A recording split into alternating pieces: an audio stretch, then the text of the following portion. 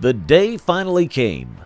Bubba Wallace finally broke through after a long 100-race winless streak and won his first regular season points-paying NASCAR Cup Series race. The win came at the historic Indianapolis Motor Speedway, which made the moment even more special. It was a major achievement not just for Bubba, but also for his team. For the first time in his 8-year Cup Series career, Bubba Wallace locked himself into the drivers' playoffs through a regular season win instead of just relying on points. So in today's episode, let's talk about how everything came together for Bubba Wallace on this big day.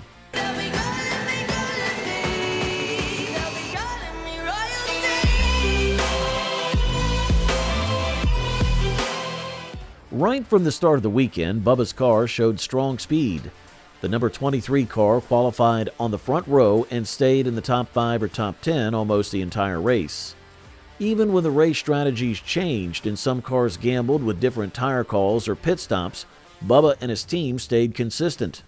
They earned points in both early stages of the race, and then, when it was time for the final green flag pit stop, they made a smart 2-tire call. The pit crew was perfect during that stop and got Bubba back out on track in second position, just behind Joey Logano. But then Logano had a tire problem and Bubba moved up to the lead. Even when rain came and made things more uncertain and the race went into double overtime, Bubba stayed calm. He saved enough fuel and held off Kyle Larson on back-to-back restarts to win the race. This wasn't just luck. Every part of his team did their job right, from the engineers who built the car, to the pit crew, to his new crew chief, Charles Dick. The crew chief came from a strong season in the Truck Series with Christian X and was hired by 23XI to bring a new kind of leadership. So far, his impact is clear. Even though the overall season hasn't been perfect, this win proved that the changes made are starting to work.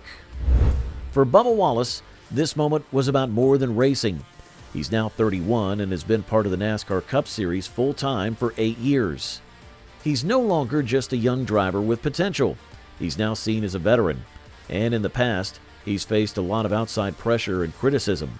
He admitted before that he used to race with anger, letting things outside the car affect him, but now his mindset has changed. He and his wife Amanda had their first child last fall during the 2024 season. Since then, Bubba has often spoke about how his son helps him stay grounded and focused. After winning, the first thing he wanted to do was bring his son into the celebration, showing how much this personal change means to him. The victory also helped his team, 23XI Racing, in a big way. His teammate Tyler Reddick has usually been the stronger driver this season. Reddick has been more consistent and faster in most races, but he hasn't won yet this year. Now Bubba becomes the first driver from the team to win a race in the 2025 season. This gives the entire organization a boost and could help them gain more confidence going into the playoffs. And considering all the drama that's happened behind the scenes for 23XI recently, from losing charter status to legal fights and disagreements, this kind of win is a much-needed moment of success. It wasn't just Bubba's performance that stood out during the race.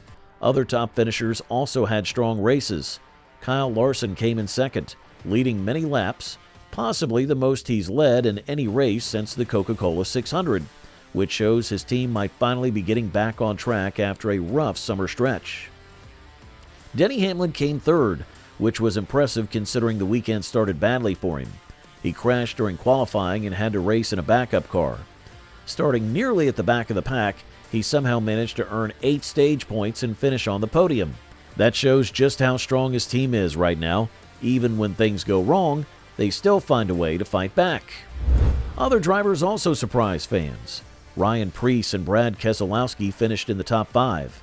Preece didn't score any stage points during the early parts of the race, and his gap to the playoff cut line was getting worse.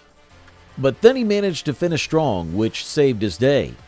Brad Keselowski had a similar race with ups and downs, but the late double overtime helped him move up the order.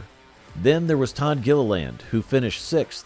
Before this race, he was 32nd in the point standings. His season had really been tough, and nobody expected a top 10 finish from him. But then everything came together this time, and 6th place was his best result of the year. There were also some wrecks and controversies. as expected at a big race like this. One of the main ones involved Christopher Bell and Zane Smith. Bell has been one of the top drivers earlier this season and had many playoff points from early wins. But recently, he's been making mistakes, and this race was another example. During one of the overtime restarts, Bell hooked Zane Smith into the wall going into turn 3. The incident looked bad, especially on the in-car camera replay. It didn't look intentional, but it showed that Bell might be losing focus at the wrong time.